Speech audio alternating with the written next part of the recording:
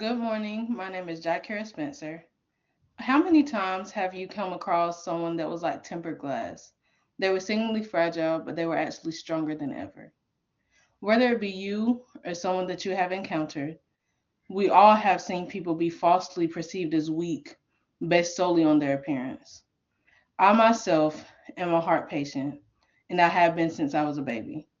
So I have had my fair share of people seeing me as fragile. We may all come across someone or something that seems weak or fragile. However, we cannot always judge them by their appearance because they could be turn out stronger than ever. Today, I will tell you two examples. The first being the Aesop fable, The Ant and the Chrysalis, and the second being my own personal story of how, despite my heart complications, I'm still thriving beyond measures. So let's start with the Aesop fable. The Ant and the Chrysalis is a perfect example of judging a book by its cover. The ant first came across the chrysalis whenever it was in its stages of changing, so it suspected that it was about to pass. So then it told the chrysalis, and I quote, "What a sad fate is yours. Well, I can run hither and thither in my pleasure, and if I wish, ascend the tallest tree. You lie imprisoned here in your shell, with power only to have a joint or two of your scaly tail." This is from the website Aesop Fables, retrieved on January 27th, 2026. The former chrysalis, after the ant went away and came back and came across a shell, it appeared as a beautiful butterfly and it spread its wings and went away.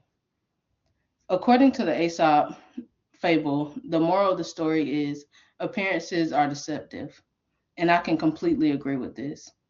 The chrysalis, though it appeared as sickly and fragile, it came out beautiful and stronger than ever. Now, let me tell you of my story. Being a heart patient, I have beat being seen as fragile.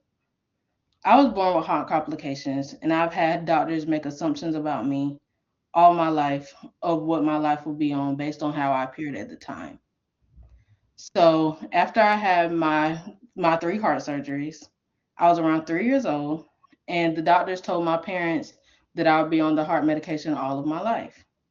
Then also, the last time I was at the cardiologist, I was around 13 years old, and he told me that I would have to have a surgery again after I turned 16.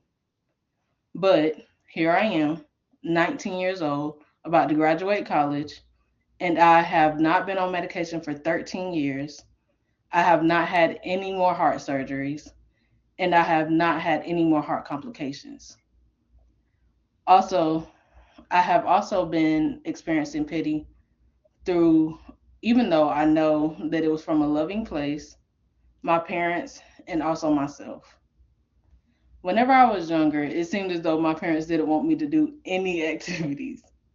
I still remember that whenever I would go to the park or anything, whenever I was little, my mom would tell me, "No, you can't get on the monkey bars. I'm scared you're gonna hurt yourself."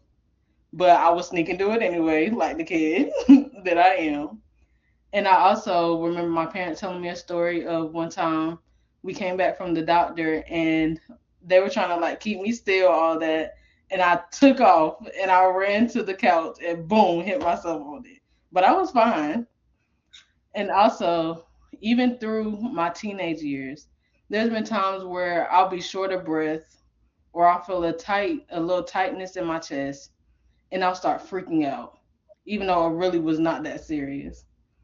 But we all had to grow out of that and realize that I am much stronger than we gave me credit for.